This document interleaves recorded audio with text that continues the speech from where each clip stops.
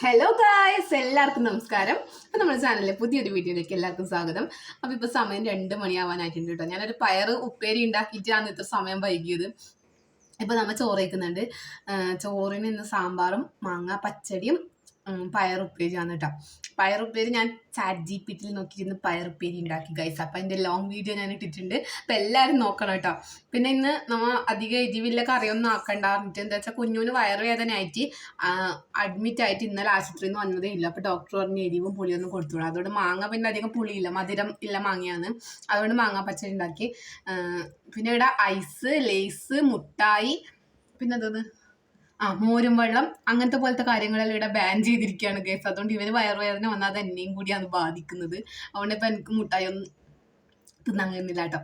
അപ്പം ഇനി ഇവന് വയറുവേദന വരാതെ നോക്കുക എന്നത് എൻ്റെ കൂടി ഉത്തരവാദിത്തമാണ് ഗൈസ്. അപ്പോൾ ഇതൊക്കെയാണ് ഇന്നത്തെ വിശേഷങ്ങൾ.